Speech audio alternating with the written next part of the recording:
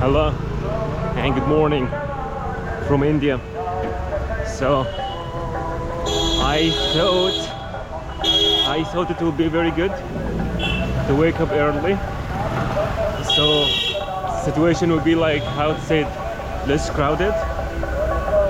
But I think it was raining here yesterday in my area. That's why the streets are so muddy and people still awake. Can you see?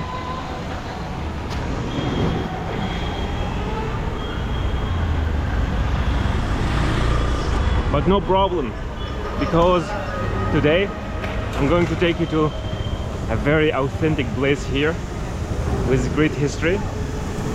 So yeah, let's just go.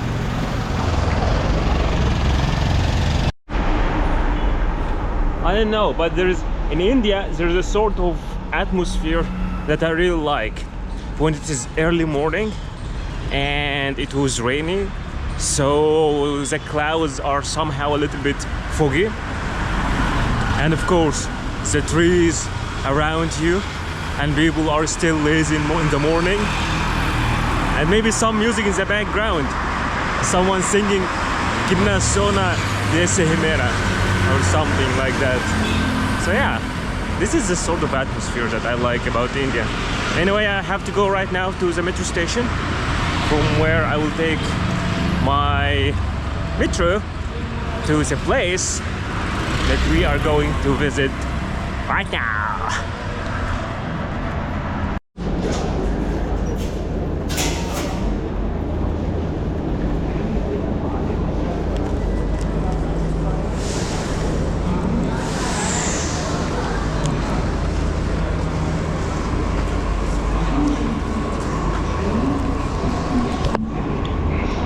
Welcome to the metro station here in Delhi. One interesting thing, that like every metro station, like every metro line has a color, and because to help you not to lose your way, they draw the color on the land like this. For example, this one takes you to the yellow color. So now we're going to the yellow color to take our train. Let's go.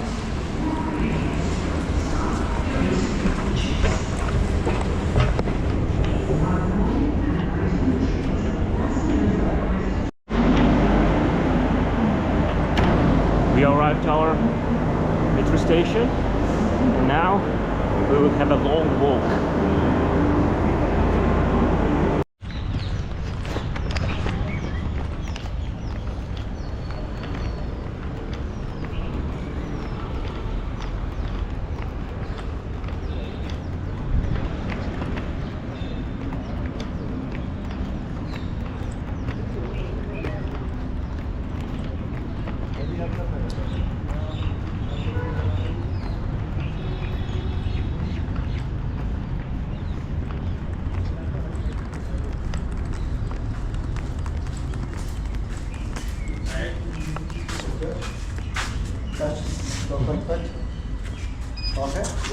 Okay, thank you.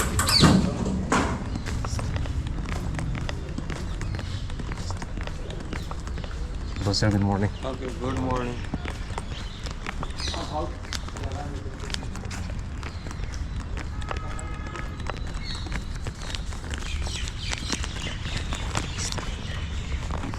Hello, good morning, sir.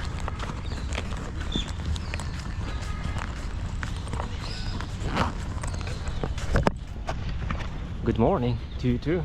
So yes, welcome to Qutub Minar, one of the greatest places that you should visit here in India, and the ticket is quite expensive. It's like 600 rupees for one ticket, but it's okay to explore this beautiful place. All right, so here in the entry you can see here is like a map of all the place, but it's not clear, and even they have the writings here in braille way, and here there is like an explanation of every part inside Qutub Minar, and they are telling also some other monuments inside it, like the tomb of Iltutmish, okay, the successor of Qutbuddin Aybak, Ali Darwaza, okay, one of the four gates constructed by Alauddin Khilji, and we will speak about Alauddin Khilji, of course. And here also to commemorate his victory over Deccan. So Alauddin Khilji planned to build another minar, but he didn't complete it and was left incompleted. There is also some other minor monuments like tomb of Imam Zaman, and yeah, there are many things to explore here. So just let's go inside, explore it, and then slowly we'll tell you the other stories. And look at these gates. Oh, look at this one.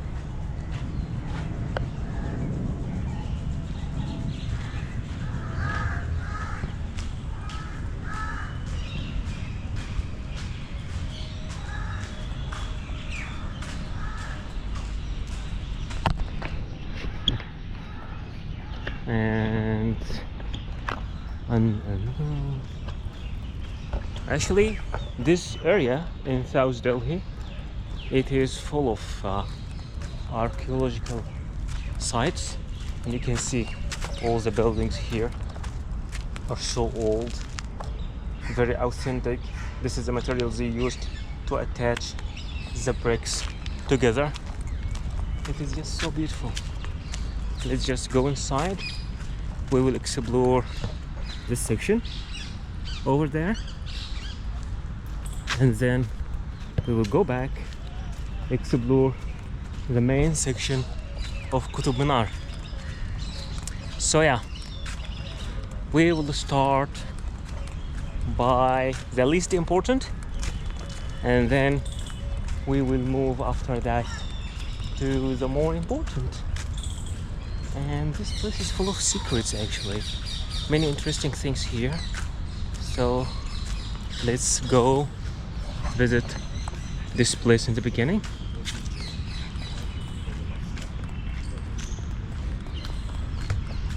So this plate here, it shows you the direction. This is the tomb of Iltutmish over there, and then this is the Alai Minar. So Alai Minar was built by Alauddin Khilji. Alauddin Khilji, he was a very powerful leader, and he ruled a huge part of India. So and he fought in many sides, in Rajasthan, in Deccan. So after he completed a very victorious campaign in Deccan, he wanted to commemorate his victory by building a minar for himself. So he wanted to build this Alai Minar.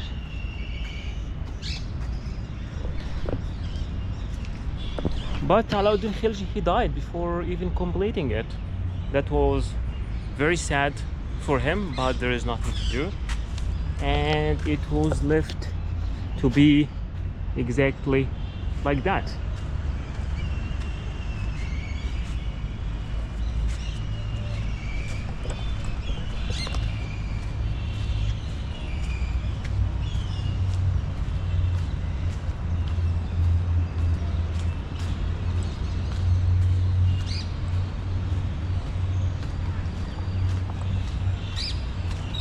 You can see the windows. They were supposed to be the windows of this minar.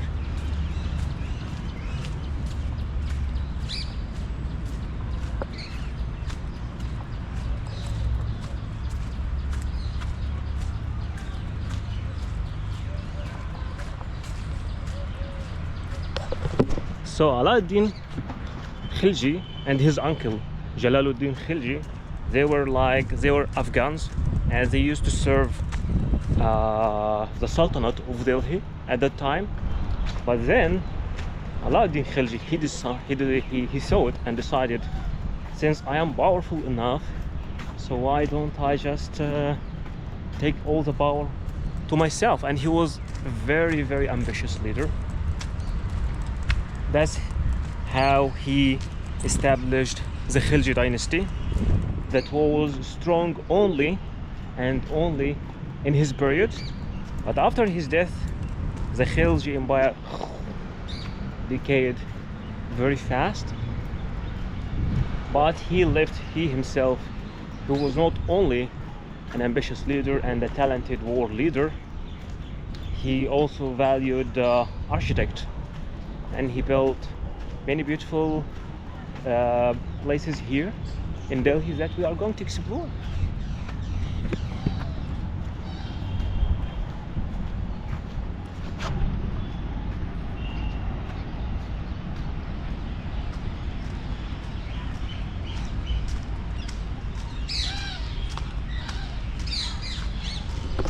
One good thing about this place is that in every single section they will provide you with a plate, one in Hindi and one in English, telling you the story. It was the unfinished minar named after Alauddin Khilji. That's why it was named Alai Minar, after Alauddin Khilji. Maybe he didn't name it himself, but it was just being named after him once he died. That was very interesting. I think it would have become a very great thing to have two minars, especially once I show you the Qutub Minar. You will just, your mind will be blown by the level of decoration and the beauty of the place here.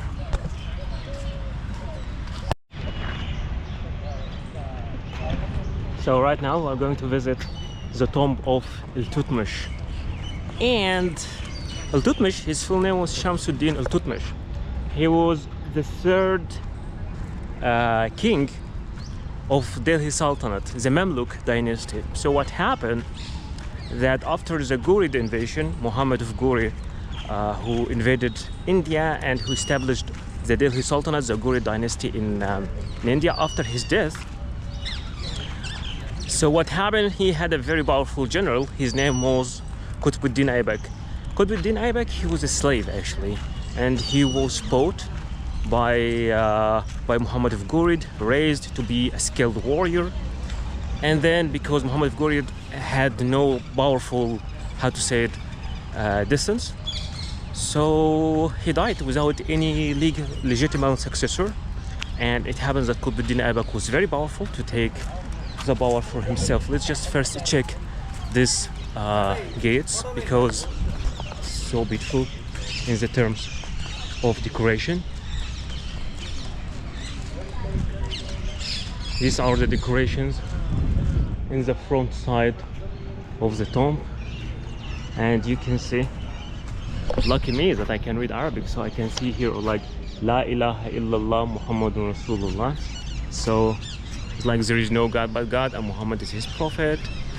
And here is also, there are many in Islamic inscriptions, and I think these also are some phrases, are calligraphy from the Holy Quran, these parts. And you can see all these Islamic shapes. It was a very hard work to decorate it that way. So it's like a twin part. This was supposed to be like a gate. This is also a second part.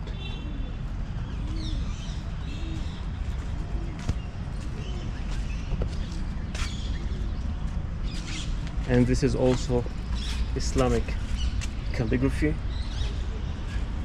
decorating the whole place.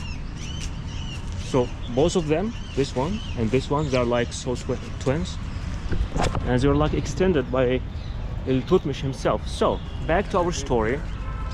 What happened after Qutb-ud-Din Aybak himself, he used to buy slaves, and at that time they used to rely on slaves, bring them, give them religious and military training, and then make them like generals. And And Iltutmish, who is the third king of, they call it the Mamluk dynasty. In fact, this is one common thing between the history of Egypt and the history of India, because in our history we have also a Mamluk dynasty. And guess what? The first king of the Egyptian Mamluk dynasty, his name was Aybak also, but his name was Izzuddin Aybak. So in India, his name was Qutubuddin Aybak. In Egypt, the name was Izzuddin Aybak. So Aybak, it's a Turkish name actually. And then Iltutmish, he was the third to come to power. And at the time of Iltutmish, he faced a very serious danger, because at that time, Genghis Khan was already invading the world, and he was very active in the Indo Valley area. So Iltutmish tried to save his reign and to avoid any conflict with Genghis Khan as far as possible. So let's go to his tomb and see the beauty of the place. Can you see also the calligraphy?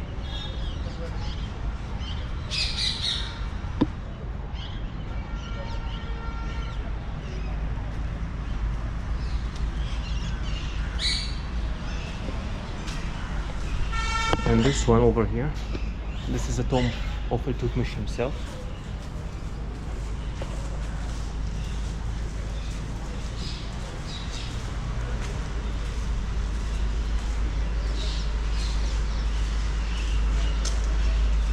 You can see the decoration of the place.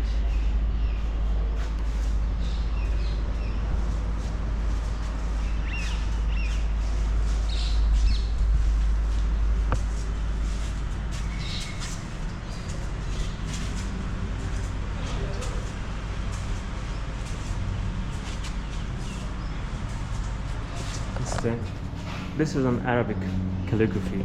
All this part is decorated by Arabic calligraphy, religious phrases from the Quran. So yeah, it is just very beautiful from inside.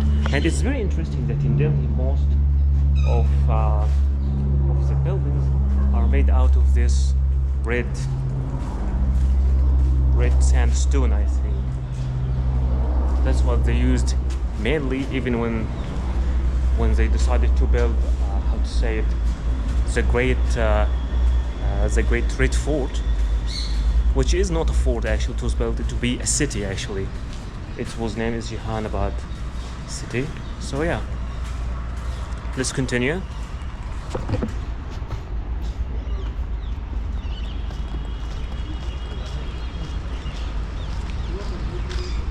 There is also here a plate telling you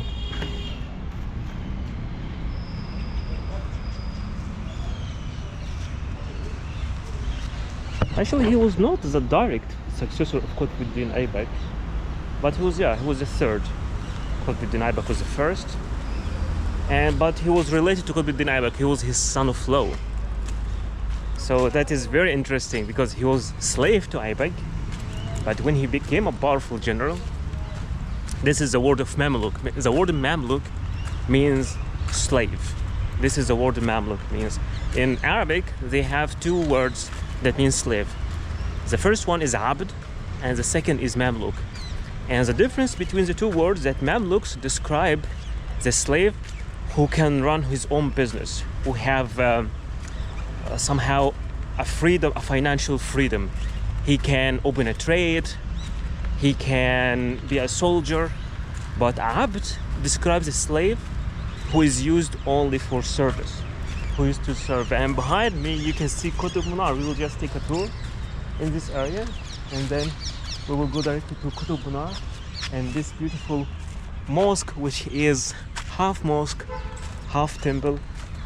It has a very, very, very, how to say, special situation, but now it is an open archaeological site.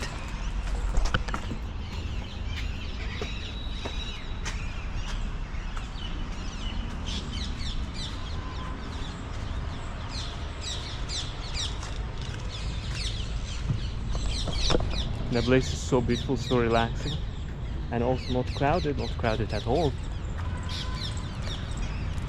Okay, this is also. Now we're heading to Khilji's madrasa and Khilji's tomb. This is the direction of Qutb, tomb of Iltutmish, and now we are going to Khilji madrasa. Actually, this area. This is Khilji madrasa, and the madrasa was a very important place. I mean, like in every area that was ruled by Muslim dynasties, they have something that called the madrasa. That the basic madrasa used to teach only like religious things like Quran, Hadith, all these things. But the more advanced madrasa, more liberated madrasa, they used to teach mathematics, they used to teach physics, history, astrology, many things. And yeah, history tells us many things about the madrasas. So this is like a court inside the madrasa, and here in the center, here sits the teacher, and around him sits the students, and everyone holding his own plate where he used to write his notes. So yeah, these are like the rooms inside the madrasa, and the bigger courts, of course, belong to the most important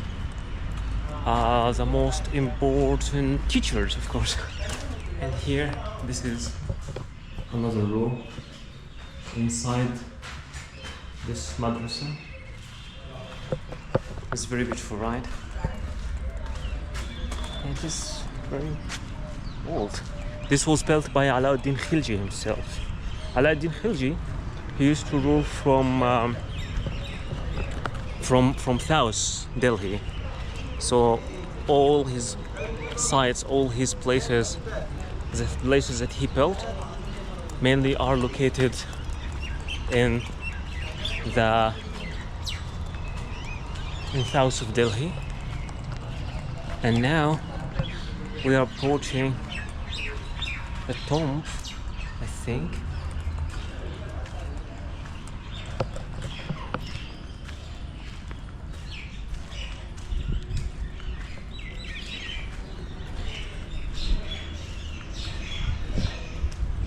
I don't think that this is a tomb of Alauddin Khilji. I don't think so. But this is the backyard. We are still inside the madrasa. And you can see the place is so big. You can easily get lost here.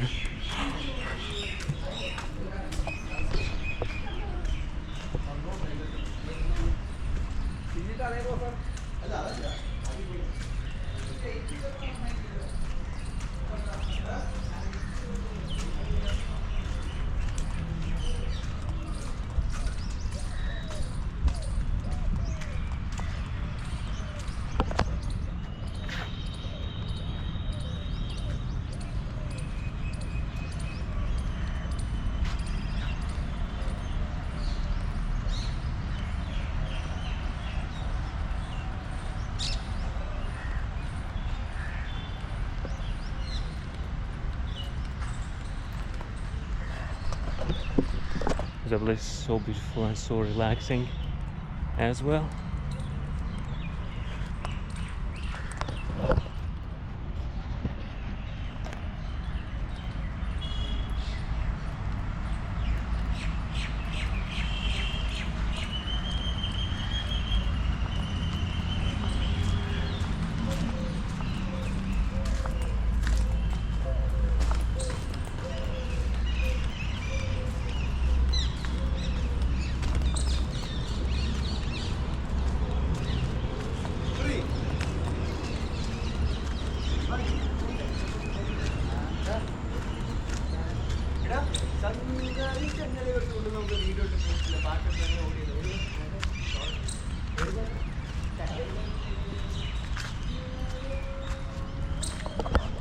And yes, just as expected, I was just surprised that this is Khilji tomb.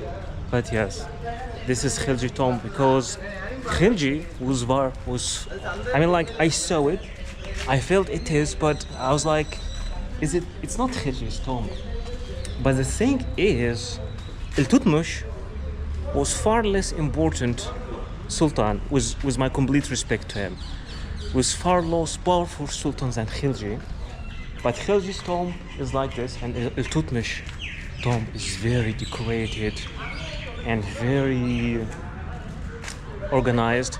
But here lies the body of a man, a very controversial man, that you will not be able to love him, you will not be able to hate him, but you will have to respect him. A man who had a very great ambitions, a man who called himself Sikandar Thani, a man who was inspired by the stories of Alexander, how he invaded India and he wanted to be the second Alexander. That's why he called himself Sikandar Thani. And they made a movie about him, Badmavati, and they showed him in a way that history tells us that he was not exactly that way. He was not he was man of war, he was man of invasion, he believed in expansion, but he had sense of art and he had also sense of civilization. He wasn't completely a devil, but he wasn't an angel too. So yeah, this is the tomb of Alauddin Khilji.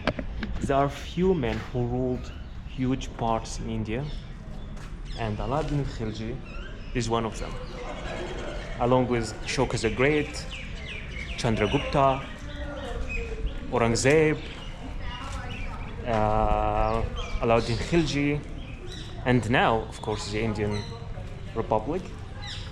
But it was very difficult to unify India. There were very few men who were managed to take control of the largest possible parts of India. Of course, till the British Empire came and took it all. Anyway, let's continue.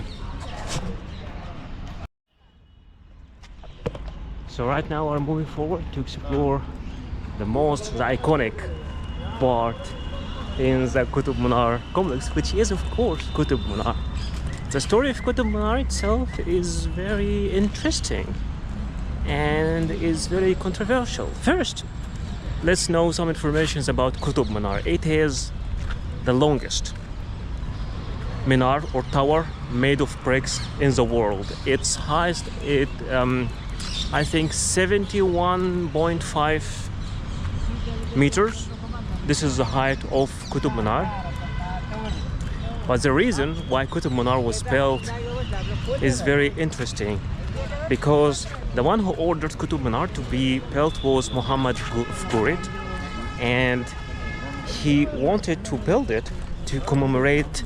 It was called actually the Victory Tower, and it was built to commemorate his victory over Prithviraj Chauhan, the Rajput king. And by this victory started officially the Muslim rule in India. This beautiful place, it is believed that many Hindu and Jain temples were like torn, destroyed, just to use their bricks to build this very massive, long Qutub Minar tower. And it was named Qutub Minar. Some say that the name Qutub Minar is like named after Qutbuddin Aybak himself, because he was the one responsible for building Qutub Minar. And some people say that it was named after another Qutbuddin. There is I think a saint here nearby. His name is Qutbuddin. I don't remember his full name actually, but they believe that it was named after this saint. So let's just explore it. This is the main gate to Qutub Minar. So actually, yes, you can enter inside, but it's not allowed, of course. But it is possible to enter inside and get to the top. And yes, unlike in Europe, they used to build an Arc of Triumph. Here they used to build a Minar, and it was built actually inspired by the Minar of Jam in Afghanistan. This was the main inspiration. So yeah, let's just check it out.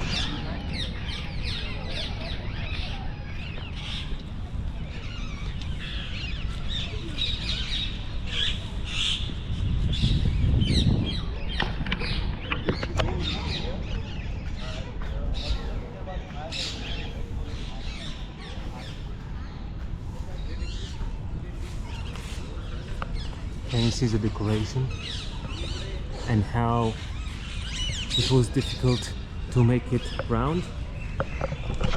So what happened is when Ghurid, the Muhammad of Ghurid, he ordered Qutub Minar to be built, of course. But it was the responsibility of Qutb Aibak to build it. Qutb Aibak built the first stage of the Minar, and then he died, and then the construction stopped. Then at the time of Iltutmish, he came and he was responsible of completing the Minar. And even after the time of Iltutmish, the Minar was struck once by lightning, was like partially destroyed, and there was like many construction work to return it back to its original shape. So yeah, you can see.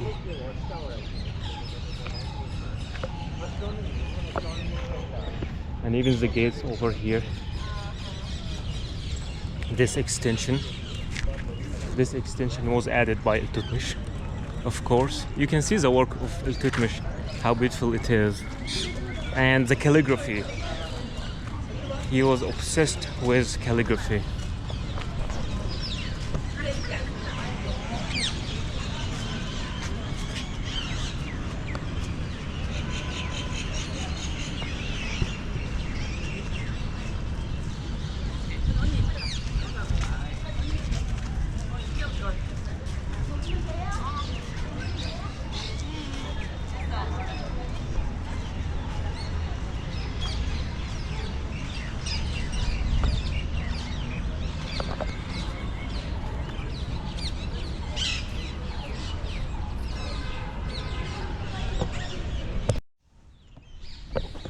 So this side actually of Qutub Minar complex, this is the Quwwatul Islam Mosque. But before entering the mosque, we will check a very important part here, which is the Alai Darwaza. Alai Darwaza, Darwaza means gate, and Alai Darwaza, it was a gate added actually to Quwwatul Islam Mosque, because Quwwatul Islam Mosque, which was built by Iltutmish, who was before Khilji, before Alauddin Khilji. Alauddin Khilji decided to extend and expand this mosque by adding more space and adding more gates like this one. So basically Alauddin Khilji, he built 4 gates around, and Alai Darwaza, this is the only gate that survived out of these 4 gates. The Alai gate or the Alai Darwaza is very important in the term of the dome, because before that, like before Alauddin Khilji, the dome construction wasn't very, how to say it, he introduced the first Islamic dome to India. So this dome is like one of its kind here in Delhi, and you can see all the details, all the decorations, and even you can see the Star of David. The Star of David, when they used it, they didn't use it like as a Jewish symbol, but how to say it, Muslims believed in adding shapes like squares in each other, triangles in each other, and then it became to look like the Star of David over here. And it wasn't only Alauddin Khilji who used it. Later, in the Suri dynasty, he will use also the same star to how to say it, to symbolize, to put it as an important sign on the gates of his buildings.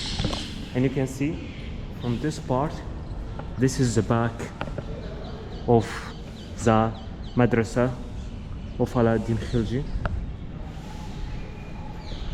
Oh yeah, this place is full of secrets, full of things to explore. And here, I think this is a tomb of a saint. Yes, his name is Imam al-Zamani. Imam Zamin, tomb of Imam Zamin. So, Imam Zamin, and he was a saint. His name was Muhammad Ali, known for Imam Zamin. And he was a native of Turkestan who came to India during the reign of Sikandar Lodi. So he came at the time of Sikandar Lodi, that was later after Alauddin Khilji, after Iltutmish, after all these people, and they built a tomb for him in this section.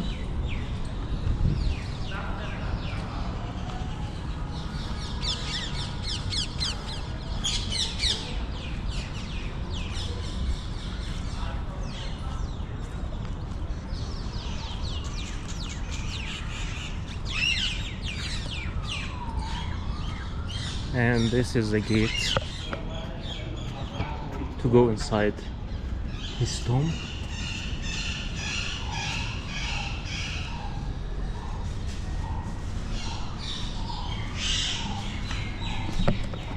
Yeah, this is the tomb. This is the door. It is a very simple construction dedicated to Imam Zamin. And now I think we will go, now we will cross Alai Darwaza and we will go to the Quwwat al-Islam Mosque, a very important mosque that was built by Iltutmish. But there's something interesting about this mosque that you will notice, how to say it, the Jain touch, the Jain architecture touch in that place.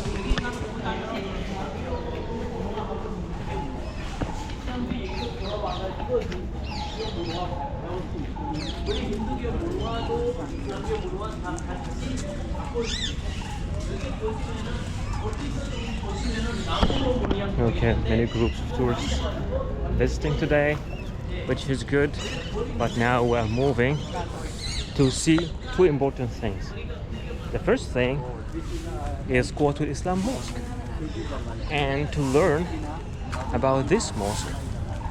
But what I want you to like when you look at this mosque, I want you to focus more on the pillars of the mosque, because when you look at the pillars, you will realize something strange.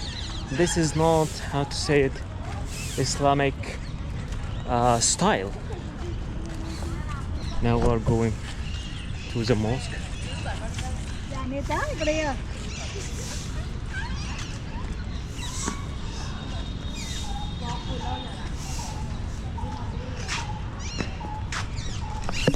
They say that this is the first mosque to be constructed in North India, and this is the mosque that, how to say it, that represented the beginning of the Islamic rule of North India.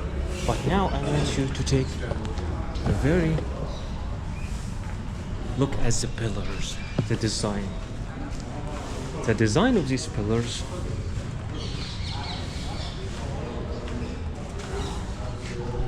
these are not built by Muslims. In fact, sadly, many Jain temples were destroyed for the sake of building this mosque. So they just destroyed many temples, and mainly it was Jain temples. And by destroying it, they used the pillars of these temples. Can you see? That's why you will feel that the temples, you will feel that the pillars are like not original. They are not all the same. They are like trying to adjust This pillar, for example, this one, this pillar doesn't look like this one, for example. And even this dome, the dome, it is not a Muslim style dome, it is a Jain style dome or a Hindu style dome mainly. So this dome was far older than the dome of the Alai Darwaza, but the Alai Darwaza was the first Islamic dome. This one wasn't an Islamic dome. This was like taken from a Jain temple and put here and here. You can see all these pillars. You'll feel actually the difference between the pillars. You'll see this pillar looks nothing like the other pillar, but in the end it was all used together to build Quwwatul Islam Mosque. And originally the word Quwwatul Islam means the power of Islam. The Quwwa means power, and they used it like to resemble, how to say it, to represent, to give something like a power. We are ruling now. So yeah, it is just very interesting. Now let me show you also some of the pillars. Ah, look at these cuties. Ah, don't fly. Okay.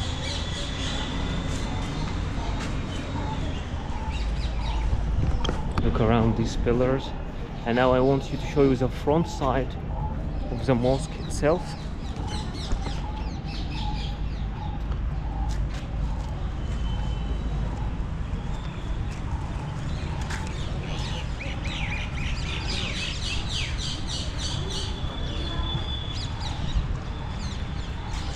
And how big this gate is. Now, inside this place, there is a magical monument. I like to call it a magical monument. It's like, this is the iron pillar. Just want you look first at the iron pillar, then we'll talk about it.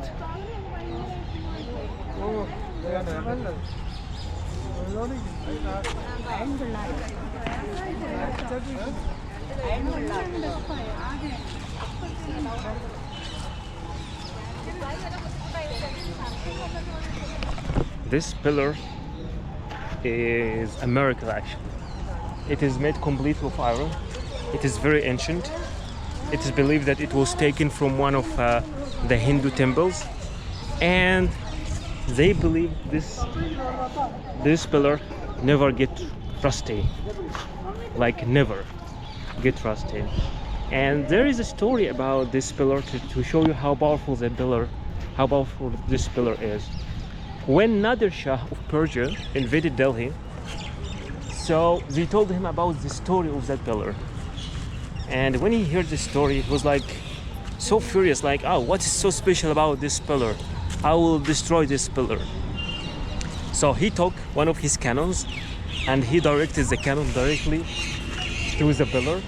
You can see there's a scar here. And he shot the cannon, and after he shot it, it was like the cannon, like the cannonball, like it hit the pillar and then went somewhere else, and the pillar never fell down actually, but it left a mark over there.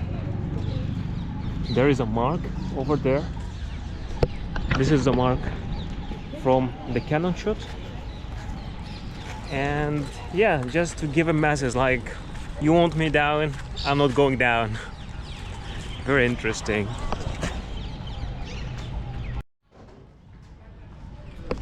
There's also one interesting fact about that pillar, that the pillar is very ancient actually, because it was built or made from the time of King Chandragupta II. But the pillar was built here, it was, how to say, to resemble the existence of the Hindu god Vishnu. And actually there are many inscriptions over the pillar, like how to say it, many inscriptions, Sanskrit. Actually, I don't know if you can see it, but I can see it.